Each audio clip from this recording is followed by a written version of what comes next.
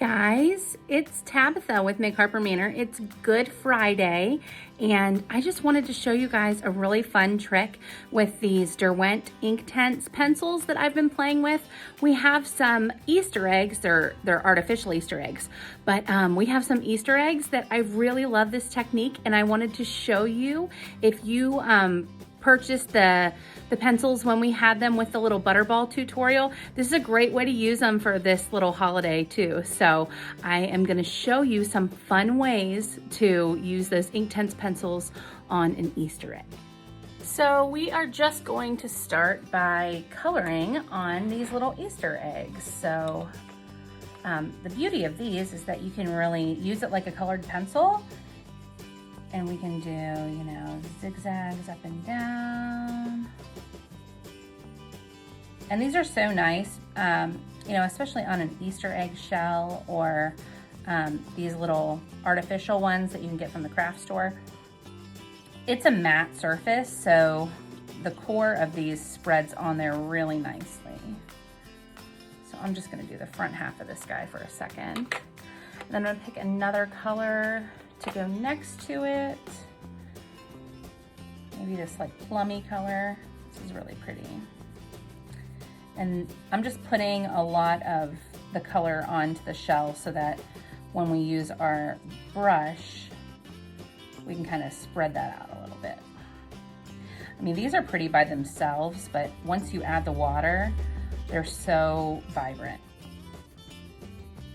And I just think it's like the coolest way to do an egg because you have a little bit more control over it. You can do, you know, something that, if you wanted to do something really detailed, it would work really well too. I kind of like the way that these ombre together and just spread.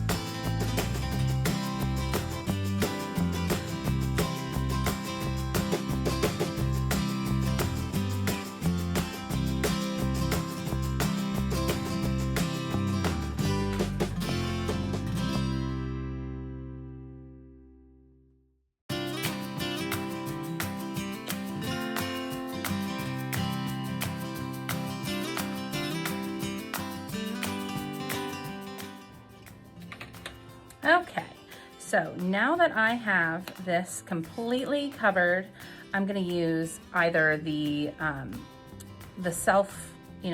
wet brush, the water brush, or I could do it with a regular brush too.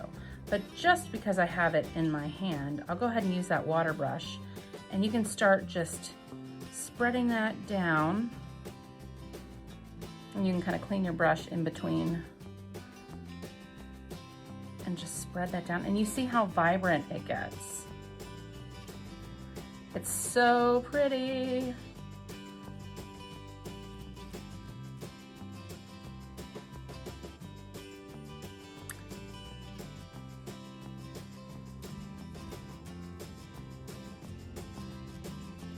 And it just makes a really pretty egg. And there you have it. So that's just a super fun way to create, you know, an Easter egg that you have a little bit more control over. This might not be how you do every one of your eggs, but it just might be like a really super pretty special one. I hope you guys enjoyed this technique. This little egg is so cute. I love it, and I can't wait to see what you guys make too. If you do any special Easter eggs this weekend, be sure to share them with me. I would love to see them. #MadeWithMcHarper. Thanks so much, guys. Have a great weekend. Happy Easter.